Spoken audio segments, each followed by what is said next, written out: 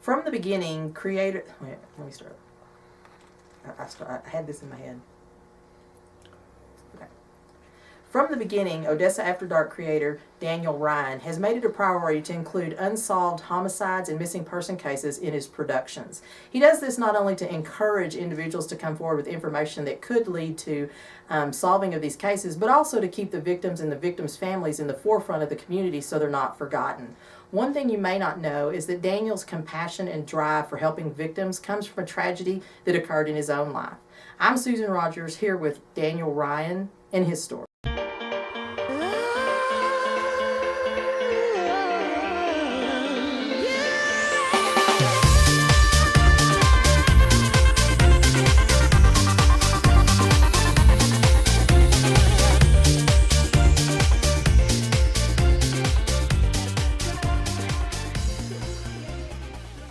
Thank you for agreeing to do this with us. I know this was probably the hardest chapter in your life, and it's not something that's easy to talk about.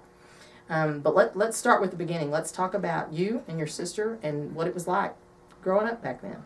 I was born in 63, and she was born in 65, and so we grew up during the hippie age out in California.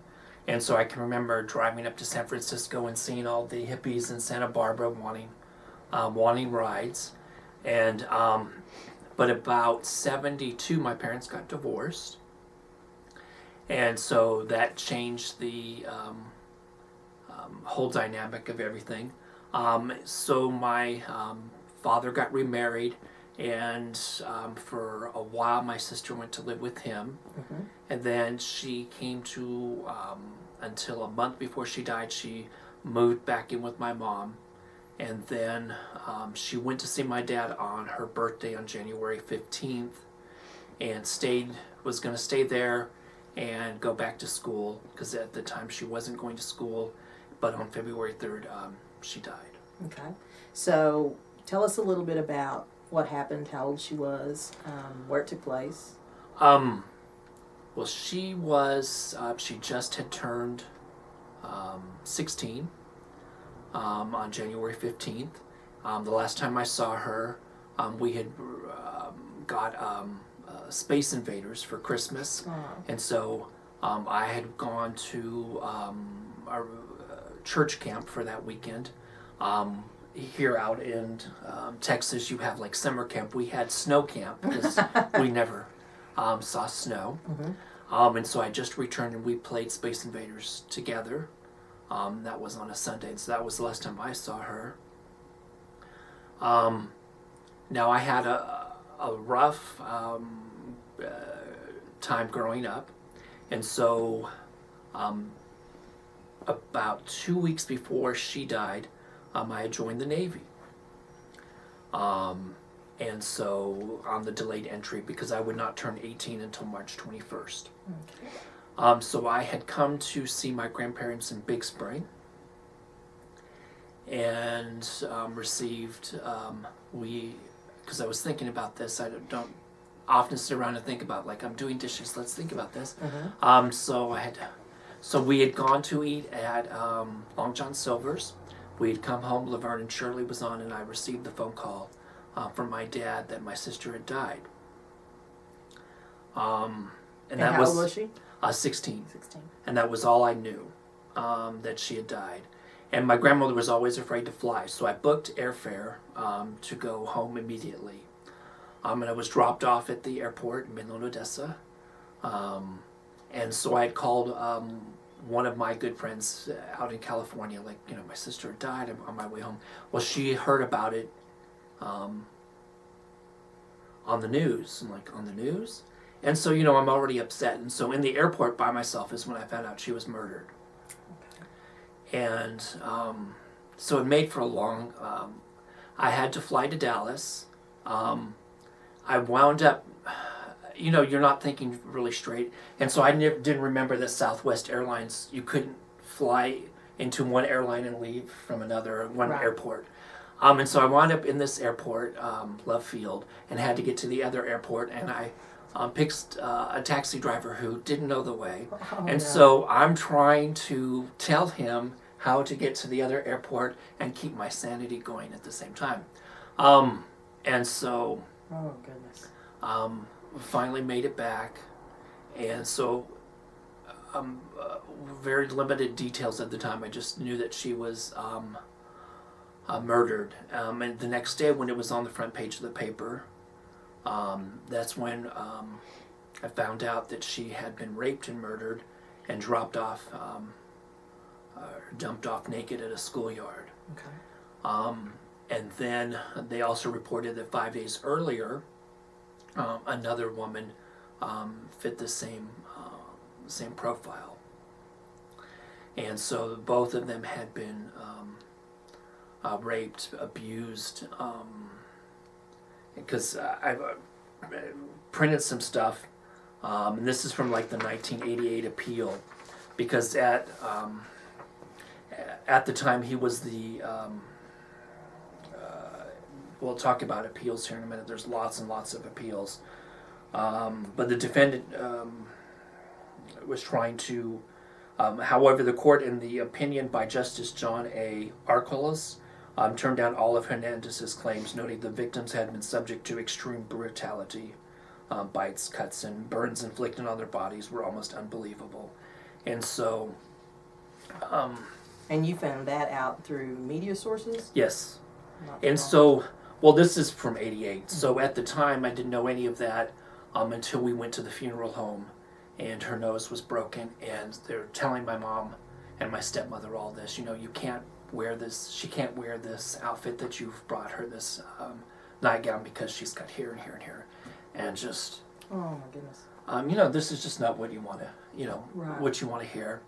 And so bit and pieces, because we didn't know who. Well, and at that point, had they actually called him a serial killer yet? At that point, were they at that point? They, yet? no, They didn't because know who they were didn't, looking for. but it was similar. I mean, you don't, in Long Beach, you don't drop off 2 nude women dead and not think that it was connected. So of course the police thought it was connected at the time. Okay. And so once they arrested him, that's when they started calling him a serial killer. So how long after her murder was he actually identified? Well, luckily, well, it depends on how you want to look at it. I guess luckily, she put up enough of a struggle that there was enough evidence and to arrest him. So it was 3 days, and it was on TV. And So did they actually arrest him before you were able to bury her? yes, because we buried her on Saturday, and they made the announcement on Friday that he was arrested. And so every day it's on the front page of the paper. There's reporters. There was reporters at the funeral. There was, you know, and so. But by the time they had announced it, we're all sitting in the bedroom looking at the TV. And by that point, though, I can remember people talking to me, but I couldn't move, couldn't talk, couldn't answer. I was just. So by that many days, I was just gone. I can remember them carrying me, because we already had the viewing. This was after the viewing and stuff, and I was just gone. Yeah. And so it was very, I don't want to say tragic, because, you know, tragic's such an understatement on this. Right, absolutely. It was just so, you know, unreal. yeah, I just wasn't prepared. So, did they put his picture up there? This picture, yes. And what was your thoughts when you saw his picture?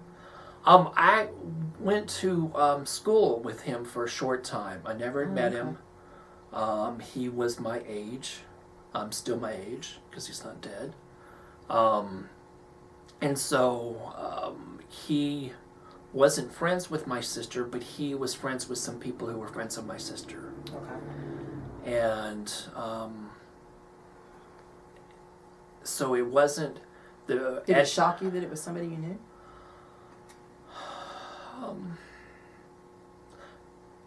At the time, it probably shocked me. Now it doesn't shock me, because these, you know, after doing so many cases together, it's always tends to be somebody that you know. Yeah. It's not. Now with Edna, as the details progress, at Edna, she was a total stranger, and he almost he practiced on a gay guy. He almost killed a gay guy a few days previously, and so wherever that guy is, he was lucky to Survive. yeah, because he wasn't killed. So the first victim Is Edna Louise Bristol. Okay. She was about 5 years older than my sister, and yep, she died 5 days before. Okay. So they get him arrested, you've buried your sister, and now you guys are going to have to face a trial. I'm sure there was a lot of unknown. Well, it's a long period. And one thing we've talked about, it's not like it is on TV. The funeral was Saturday. You come home, and I'm like, now, what do you do? What do you do now? Yeah. Well, I had to go to the Navy. That didn't go very well. Yeah. And so I was in the Navy and wasn't mentally ready, just because it only had been 2 weeks. And so, like, on my birthday, March 21st, I was in the Navy when Reagan was shot. Around that same time, I was in the Navy. And so by April, I was released. They found me as mentally a burden to command, which I would have to say that was an understatement. Yeah. And so you just wait, and you wait. And so the trial didn't start for 2 more years, till 83. Okay. And what went on during that time? I mean, were prosecutors in touch with you guys? Were you still in the media? What happened in those 2 years? The police were working their case. The prosecutors were working their case. There was only one interview with my stepmother because she was a witness because she found stuff outside the house. But as far as my mother, my father, and the Bristol family, nobody, it kind of leaves your hands at that point. Mm-hmm. Because there was nothing that we could say in the trial because, one, I wasn't there, and two, nobody witnessed anything. So my stepmother was Just sufficient. Kind of awaiting. Right. And so... Did he admit guilt when he was arrested? In the trial, in the trial, there was a tape. Now, my stepmother could not attend the trial because she was a witness. Mm-hmm. Now, for some reason, my parents couldn't attend, and they weren't witnesses, but for some reason, until the trial was over with, they were not, and I can't remember why they were not allowed to go. So I was the only person allowed to go. Oh, goodness. And so, and one thing, I agreed to do this if we weren't edited, so that normally would have been edited out.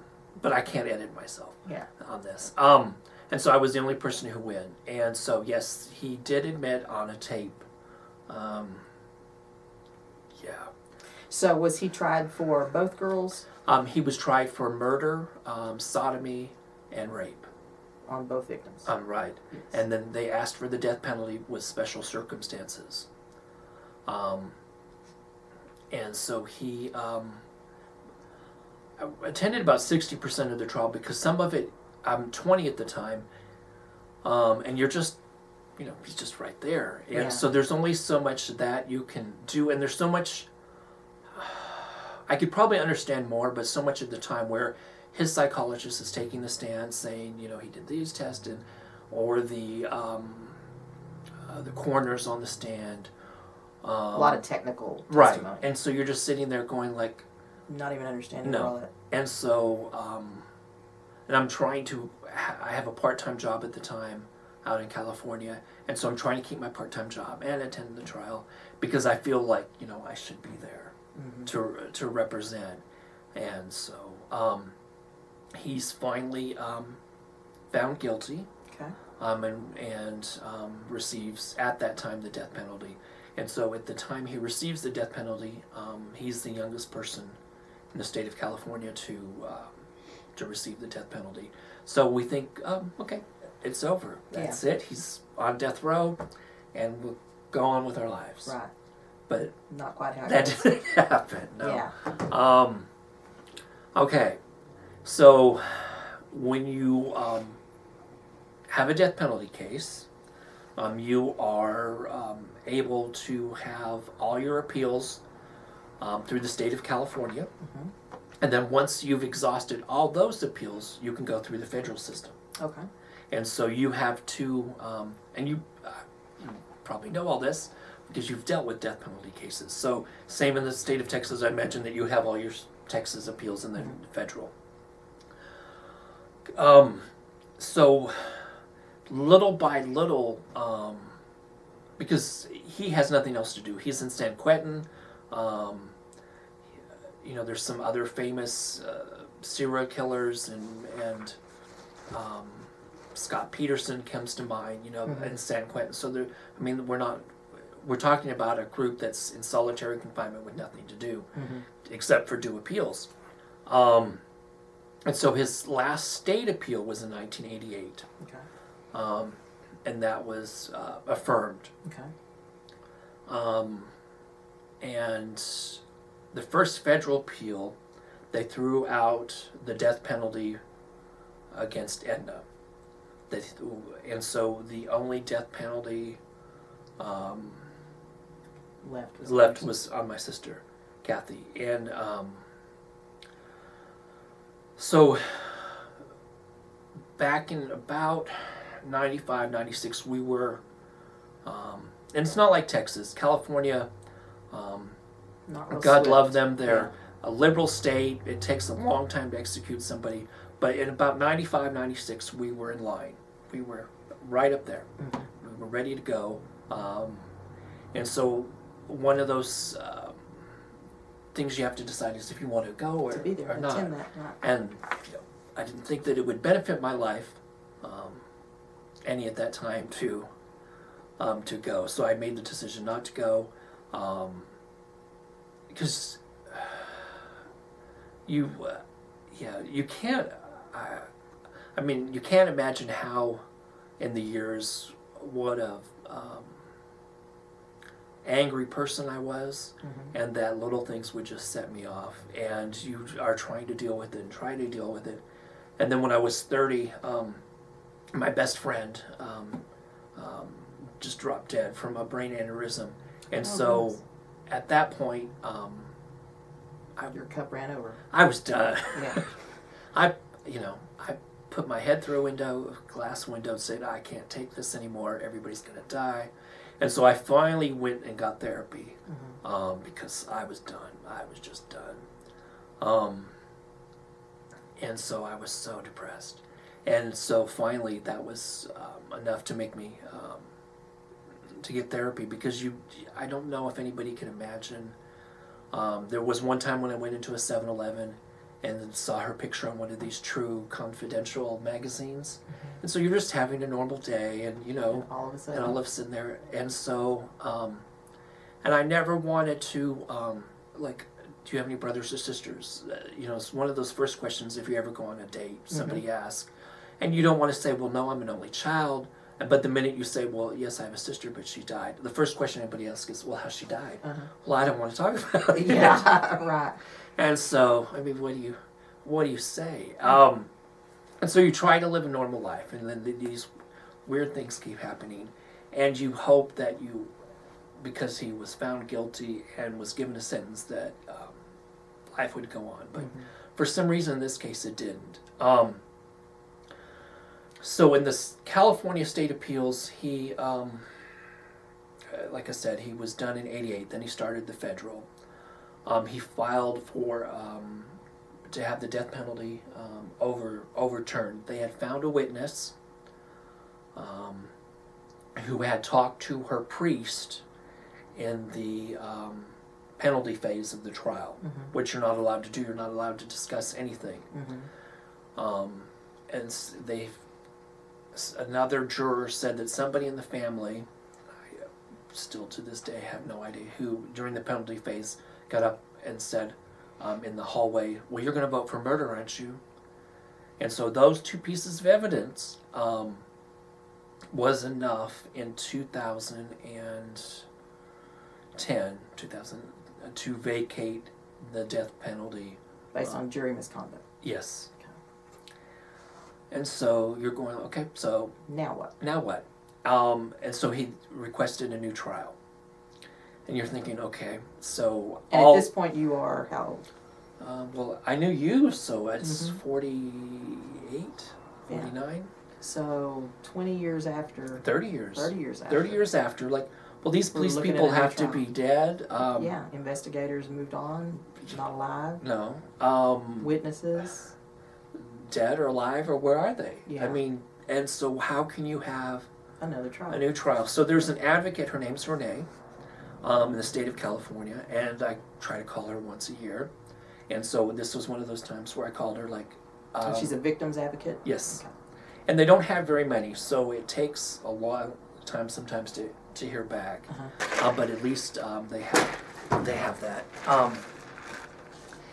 And like, okay, so what do we do now? Well, because the death penalty has been overturned, so he is entitled to a new penalty phase.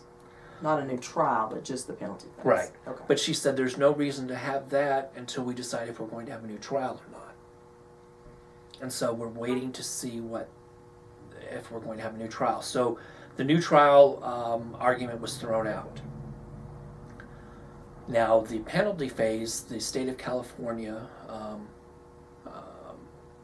appealed that, saying that they didn't, agree for it to be vacated. Right. And it's weird because it gets to a point where these people are advocating for you and talking about you, but you have no say. Because I would say at this point, just leave him in jail. Because if they have the penalty phase again, he can have all these appeals again. Mm-hmm. And so if he is found guilty of the death penalty, we can have 30 more years of appeals. I'm 53, that puts me at 83. I don't want to still... Be dealing with No, it. I still don't. And you shouldn't have to. And so what has happened now is that they had a trial, or had a hearing. It's on YouTube. I was going to say, I remember you calling me and telling me that all of this was now Yeah, on YouTube. the last hearing was on YouTube. I was able to attend. How did you find out it was on YouTube? Every few months I Google. There's weird things I find. There's a blog out in Washington where they talk about it. So nobody called to tell you? No, that was a big surprise to find it on YouTube. And I would imagine a shock. Yeah, I haven't watched it all the way through because they're talking about people I know, and they're the judges were really okay, in my opinion, but they really seem to be an advocate more for the criminal than for the victims. Right. And so I haven't, because I'd watch it 5 minutes and I'd cry. Well, and when you told me about it, I went on and looked at a little clip of it, and it was almost a disconcerting look on the judge's face. I mean, it was just like they were just going through the motions to me. That's what I saw. It was a lot of...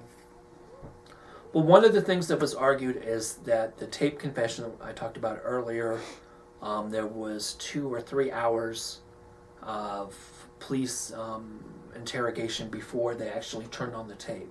Okay. And so the judges were concerned about that. One of the things, he had a horrible home life, stand in line. His mother was a schizophrenic. He had to use pot and drink to get, yes. So I never knew that pot made you want to go out and kill people. But, yeah. But hey, so they grasp at everything. Right. Any straw that they can get to prolong or keep their client. Well, the funniest appeal, and I think I sent it to you, was where he claimed his constitutional rights were being violated because he was in jail. Yes. And you're supposed to be in jail. He was convicted of murder. Where do you think you're going to go? Yeah. And so they threw that out. But it's just, and none of this is just overnight. I mean, it takes years and years. So the finding of the last appeal is that they would go to arbitration. To discuss. If his sentence, I believe. So arbitration between the prosecutor and his attorneys as to what sentence they're going to agree on? Right. Okay. And if they don't come to an agreement, I guess then we will go back to A trial for... back to court for the penalty phase. Okay. I don't look forward to that. I don't understand this arbitration thing. I had to look it up because when they said arbitration, I always think, well, are we in a union? I mean, Yeah. what is? Yeah. Well, do we want a better salary? What? And so yeah, that just floored me that that in a death penalty case we're using arbitrations. Yeah. And so We've had a trial, Yeah. I think most of the public and most victims and their family, most victim families think that, once they're arrested, once they're convicted, and once they're sent to prison, that it's over. You'd like to think that, and I thought that, and there have been 10 years where I was blissfully didn't have to deal with any of this.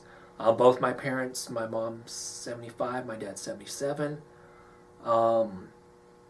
They shouldn't have to still deal with this. Right. My stepmother just died.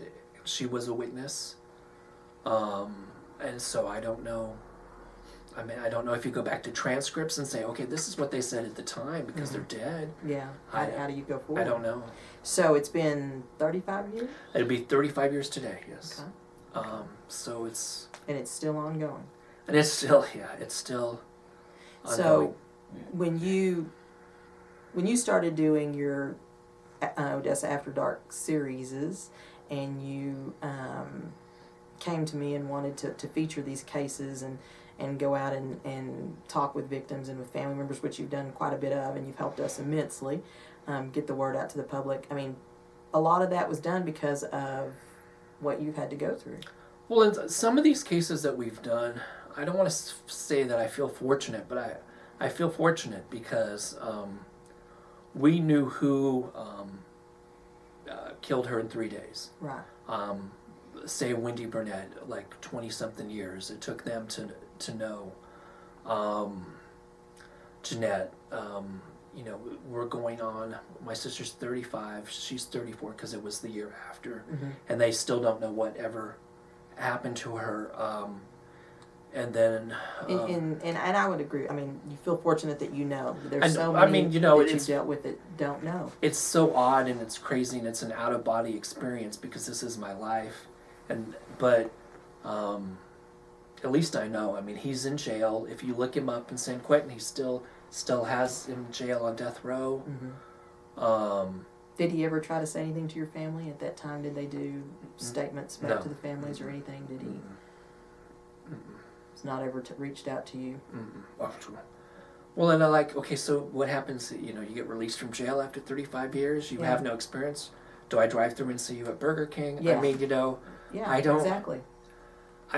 Not to say that he's better off in jail, maybe, but society is probably better off. Right? Oh yeah, he was a. Rumor was it that he killed 2 other people, but they didn't ever try him for that, and so he was not a good. He's not a good person. Not a productive citizen, obviously. No, and so.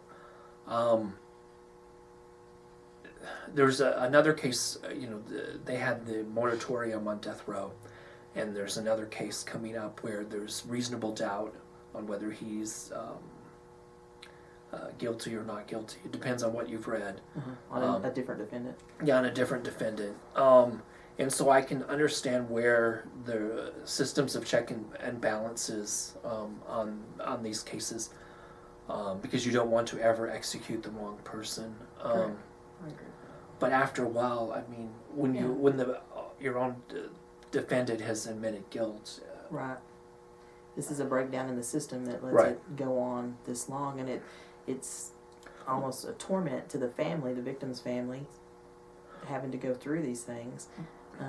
I think probably the hardest part for me would be the fact that in this day and time with YouTube and things like that, you never know what's gonna. I mean, y'all could go in for a hearing on the penalty phase here, and the entire thing could be on YouTube, whether you want it or not, and it's there for eternity. Well, the hardest part for me, besides the obvious of every Christmas and birthday and how it's ruined our family, where nobody has ever been the same, is how some members of society really glorify convicts in San Quentin.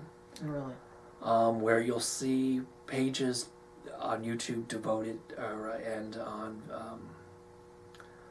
websites devoted to them, like, oh, I write a serial killer in jail, isn't that nice? Yeah. And like, so when you talk about breakdown of society, I mean, that's, yeah. Huge. Yeah. So. Well, and if you have I mean, I'm sure, I know you've talked with a lot of victim families. You've done that through the work you've done with Odessa After Dark. But if you had some advice for victim families, Get the death. Don't be? get the death penalty. That would be Donna, when her, my friend in Oklahoma, when her sister-in-law was murdered. That was the first thing I said.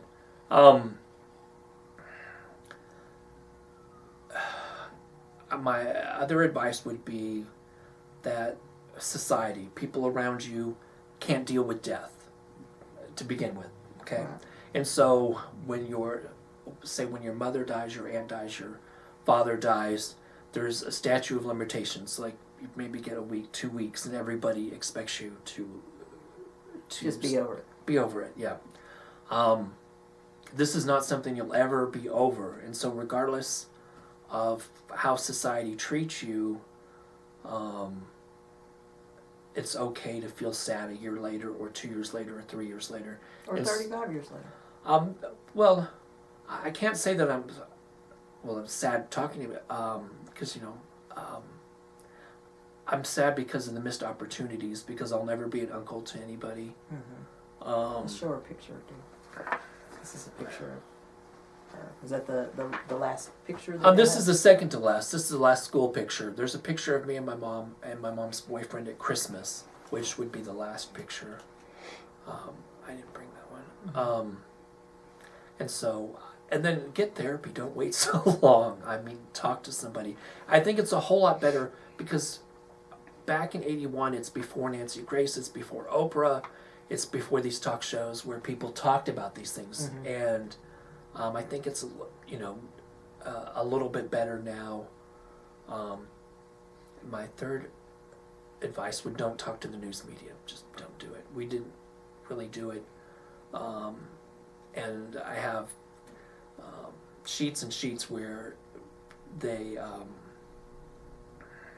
romanticize the murderer and really the crimes, and that's their job, to sell papers and stuff. But yeah, don't feed into Always it. good. No, don't Yeah. be one of those people on camera. Yeah, it goes into that. Well, and I think you've been able to help a lot of victims with the experience that you've been through, and I know that you're available to talk to other people, victims that are family victims of crimes, and that's a tough thing to do too. But I think as a friend, you should be there for someone who's a victim's family, Mm-hmm. and just listen. I mean, you don't have the answers, and I don't think when you talk to me about it, you're looking for answers. I think you're looking for an opportunity to talk about it and just talk about it. Mm-hmm. And that's a good thing, to get that out and be able to talk to people about it.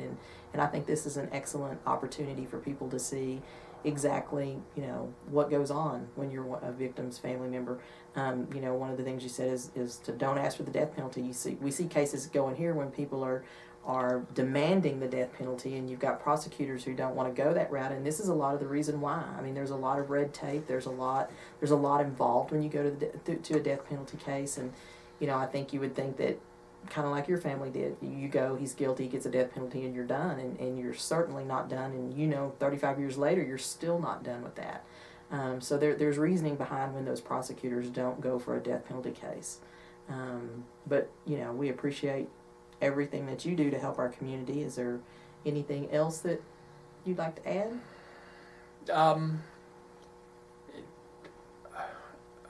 No, I mean, I'm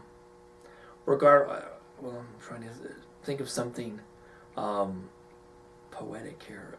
Regardless whether it's murder or suicide, my cousin in New York, her son committed suicide, and she's using that to move forward. There's so many, and help other people who are dealing with suicide. And so there's so many other people in the same boat, regardless whether it's murder, suicide, or just death, to Reach out. reach out and try to do something better instead of just be sad. Yeah. Because you can't move forward unless you're trying to do something better, I guess is Okay. my words there. Usually I'm a lot better. Usually you're not in that seat. Yeah, we've had to change seats here. Well, we appreciate it, and we feel for you. We appreciate what you do for our community and what you've gone through with your sister, and We're not done yet. we're not done No. yet. So we'll keep updates on that. And so, well, thank you for having me on my own show. Thank you for agreeing.